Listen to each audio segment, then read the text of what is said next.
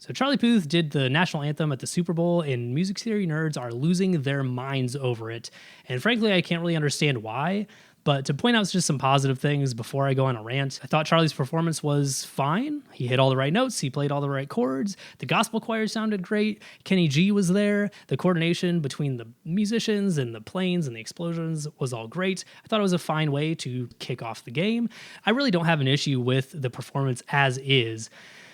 But I've seen a lot of music theory nerds freaking out over it and comparing it to Whitney Houston's version, both in terms of quality and harmony, and that it's like maybe taking some of the same chord progressions or ideas at least from it, or just straight ripping it off. And frankly, I don't really care either way if he did or didn't take some of the same chords.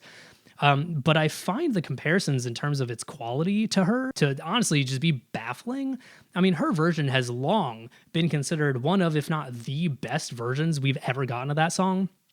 And at least for me, it's not because she had a full orchestra there. It's not because maybe they threw in some crazy chords. It's not because she sang it in 4/4. It's because her performance is so passionate and so sincere, and it's palpable how excited and proud she is to be there and to be doing that kind of a performance. It's incredible. By comparison, though, Charlie Puth's version is the most look at me, I learned music theory kind of harmonization you could have had. And in his defense, he's doing the national anthem at the Super Bowl. I don't know how much creative freedom he really had, probably not that much, because if you change it too much, it just comes off as disrespectful. So I have all faith that if Charlie really wanted to do the craziest rendition of the song we've ever heard, he probably could do it, no problem.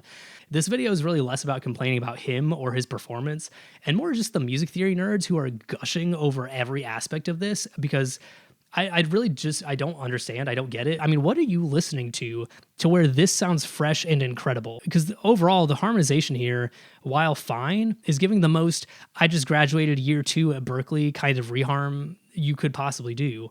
Music theory nerds are losing their minds over this as if they can justify its quality by how many 2-5-1 chord progressions they can spot, as if following all of the rules of functional harmony is the most important thing you can do for any performance. I mean, most of the harmonizations here are stale and bland and by the books, to say the least. It just sounds like they took Charlie Puth's voice, Whitney Houston's performance, and a Jazz Theory 1 class textbook and just put them all into a computer, and this is what the AI spat out. I mean, jazz itself moved beyond this kind of harmonic vocabulary in the 60s, in the 50s for some of your really forward-thinking jazz players like Cecil Taylor or Sun Ra. I mean, the reharms here really are not all that exciting or interesting, to be completely honest. Yeah, he's got a lot of 2-5-1s. He's changing keys. He's got all these chord extensions with sharp 11s and flat 13s, and theoretically, that's more interesting than just your basic major and minor chords that you could have, sure. But I think music theory nerds tend to kind of miss the forest for the trees, and that we're just so engaged in looking at what the notes and progressions are that we kind of forget the broader context of whatever it is we're listening to.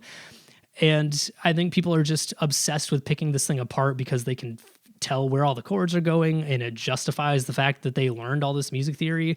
But I think at the end of the day, if we're really to look at this objectively, it's just not an interesting version of the song. And I mean, look, if we're going to praise Charlie because he did it in a different time signature and went through all these keys, why aren't we praising Fergie? I mean, she was for sure in more keys and more time signatures than Charlie was. So to be fair, her intention to do that was maybe a little bit questionable.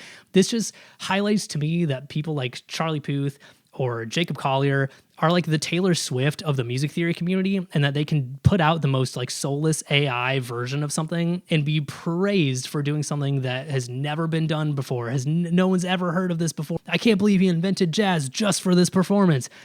At the end of the day, I'm really not here to critique his performance, more just to rant about the music theory nerds who I feel are giving us a bad name, because listening to music and doing a performance should not be about the music theory that's involved. I really could not care less. I don't know, maybe I'm just being extra cynical, but let me know your thoughts on the performance or the reception, and I hope to hear from you soon.